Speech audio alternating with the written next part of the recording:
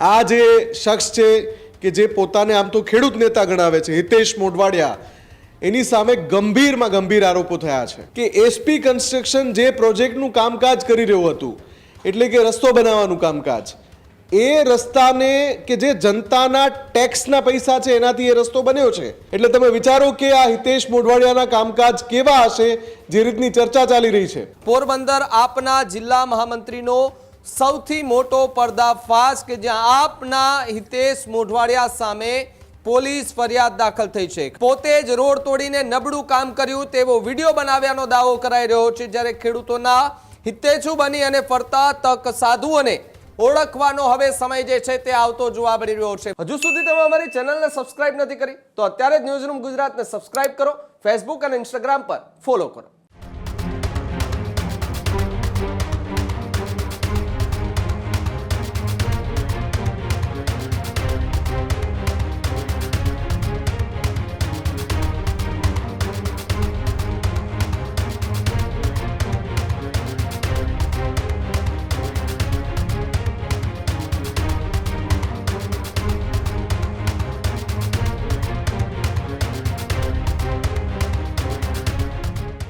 અન્ય સમાચારોમાં હવે વિગતવાર વાત કરીએ તો સમાચાર પોરબંદરથી સામે આવી રહ્યા છે. પોરબંદરની અંદર આમ આદમી પાર્ટીના નેતા સામે ગંભીર આરોપ સાથે એક પોલીસ ફરિયાદ નોંધાઈ છે. જી હા, ખેડૂત નેતા બનીને ફરવાનો અને અંદરખાને ખંડણીખોર પોરબંદર આપના જિલ્લા મહામંત્રીનો સૌથી મોટો પર્દાફાશ કે જ્યાં આપના હિતેશ મોઢવાડિયા સામે પોલીસ ફરિયાદ દાખલ થઈ છે. ખંડણી માંગવાની, માર મારવાની ધમકી સાથે ફરિયાદ દાખલ થઈ છે.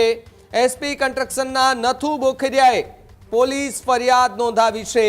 પ્રજાના નાણાંથી બનેલો રોડ પણ ધમકાવતા તોડી નાખ્યાનો આરોપ લાગ્યો છે, જ્યારે એફઆઈઆરમાં હિતેશ મોઢવાડિયા વિરુદ્ધ ચોંકાવનારા આરોપો પણ લાગ્યા છે. પોતે જ રોડ તોડીને નબળું કામ કર્યું તેવો વિડીયો બનાવ્યાનો દાવો કરાઈ રહ્યો છે, જ્યારે ખેડૂતોના હિતેચ્છુ બની અને ફરતા તક સાધુઓને ઓળખવાનો હવે સમય જે છે તે આવતો જોવા મળી રહ્યો છે. મુફદ્દલ જોડાયા છે ન્યૂઝરૂમથી. મુફદ્દલ, સુરત બાદ હવે પોરબંદરમાં પણ આપના નેતા સામે ખંડણી જેવા આક્ષેપો જે છે તે લાગ્યા છે. ફરિયાદ દાખલ થતા આમ આદમી પાર્ટીના નેતાઓ સામે ગંભીર સવાલો ઉઠી રહ્યા છે. બિલકુલ, આમ આદમી પાર્ટી સવાલોના ઘેરામાં ચોક્કસથી આવે જ્યારે એના કોઈ નેતા કે જે નેતા બનીને ફરતા હોય, જનપ્રતિનિધિ હોવાનો દાવો કરતા હોય, ખેડૂત નેતા હોવાનો દાવો કરતા હોય ને એની સામે એફઆઈઆર થાય, અને એ એફઆઈઆર કોઈ સામાન્ય મુદ્દા પર નહીં, બહુ જ ગંભીર મુદ્દા પર થાય. અને આ ગંભીર મુદ્દો એટલે કે જે પોરબંદરનું જે એસપી કન્સ્ટ્રક્શન છે એના જે ફરિયાદી છે એમણે એ પેઢીના જે ભાગીદાર છે, જે ફરિયાદી બન્યા છે, એમણે જે એફઆઈઆરમાં જે તથ્યો લખાવ્યા છે એના અનુસાર આ જે શખ્સ છે કે જે પોતાને આમ તો ખેડૂત નેતા ગણાવે છે, હિતેશ મોઢવાડિયા, એની સામે ગંભીરમાં ગંભીર આરોપો થયા છે. એસપી કન્સ્ટ્રક્શનના જે ભાગીદાર છે એમણે જે ફરિયાદ કરી છે એ પ્રમાણે આ વ્યક્તિએ, હિતેશ મોઢવાડિયાએ એક પ્રોજેક્ટને લઈને ફોન કર્યો હતો અને એમાં કામ બરાબર કરજો એ પ્રકારની પહેલાં વાત કરી હતી, જેના જવાબમાં ફરિયાદીએ કહ્યું હતું કે અમારે ત્યાં અમારી પેઢી ઘણા સમયથી ચાલે છે ને કામ વ્યવસ્થિત જ થાય છે. એ પછી ફરિયાદીના આરોપ મુજબ હિતેશ મોઢવાડિયાએ ધમકી આપવાનું શરૂ કર્યું કે હું જનપ્રતિનિધિ છું, તારે મને સેટિંગ કરી આપવું પડશે, વહીવટ કરવો પડશે. આ પ્રકારના આરોપો જે લગાવ્યા છે એસપી કન્સ્ટ્રક્શનના ભાગીદારે, તો સવાલોમાં આવ્યા છે આ આપના કહેવાતા નેતા. કેમ કે આ બધા નેતા બનીને તો ફરે છે, પણ એમનો પર્દાફાશ થઈ જાય છે જ્યારે કોઈ આવું સામે ઉઠીને વ્યક્તિ આવે છે ને ફરિયાદ કરે છે. આ ફરિયાદમાં બીજી પણ ઘણી ગંભીર બાબતો છે. ખંડણી મુખ્ય મુદ્દો અહીંયા આવી રહ્યો છે, એની સાથે સાથે ધાક ધમકી, અને બીજું કે એસપી કન્સ્ટ્રક્શન જે પ્રોજેક્ટનું કામકાજ કરી રહ્યું હતું, એટલે કે રસ્તો બનાવવાનું કામકાજ, એ રસ્તાને કે જે જનતાના ટેક્સના પૈસા છે એનાથી એ રસ્તો બન્યો છે.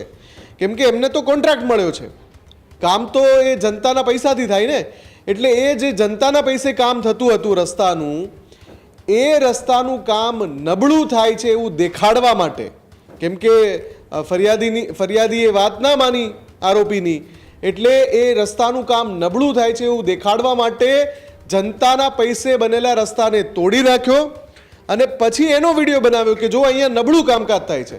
આ પ્રકારના ગંભીર આરોપ ફરિયાદીએ કર્યા છે. ત્યારે હિતેશ મોઢવાડિયા સહિત આમ આદમી પાર્ટી સામે પણ સવાલ છે કે આ પ્રકારના તત્વો કેવી રીતે જાહેર જીવનમાં આવી જતા હોય છે કે જેની સામે આટલી ગંભીર ફરિયાદો થાય, ધાક ધમકી, ખંડણી માંગવી અને પોતાની વાત સાચી કરવા માટે પ્રજાના પૈસા અને જાહેર મિલકતને નુકસાન પહોંચાડવું, આ બધા જ આરોપો અત્યારે લાગ્યા છે હિતેશ મોઢવાડિયા વિરુદ્ધ. અને એવી પણ ચર્ચા છે પોરબંદરમાં કે આ જે ફરિયાદ થઈ છે આના બાદ બીજા પણ લોકો સામે આવી શકે છે જે હિતેશ મોઢવાડિયાની ગુંડાગર્દીથી પીડિત છે.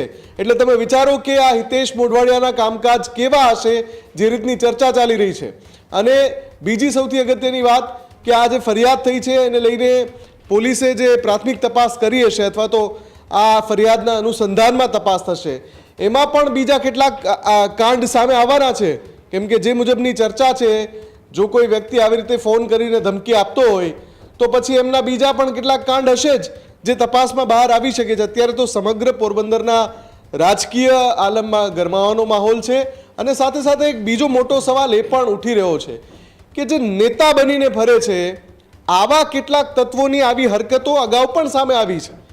તો આવા તત્વોને ઓળખવાની જરૂર છે કે જે ખરેખર તક સાધુ છે, જે પોતાને ખેડૂત નેતા ગણાવતા હોય અથવા તો જનપ્રતિનિધિ ગણાવતા હોય, પણ હકીકતમાં એના કાળા કારોબાર ઉજાગર થાય, એના ગોરખ ધંધા ઉજાગર થાય ત્યારે જ ખબર પડે કે આવા તત્વો રાજનીતિમાં શા માટે આવે છે. ભાવિક, બિલકુલ આભાર મુફદ્દલ જોડાવા બદલ અને માહિતી.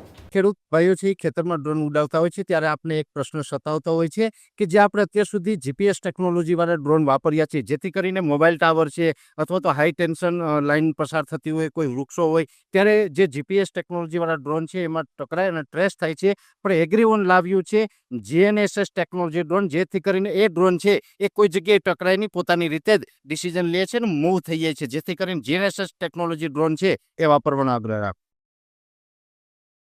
હજુ સુધી તમે અમારી ચેનલને સબસ્ક્રાઇબ નથી કરી તો અત્યારે જ ન્યૂઝરૂમ ગુજરાતને સબસ્ક્રાઇબ કરો, ફેસબુક અને ઇન્સ્ટાગ્રામ પર ફોલો કરો.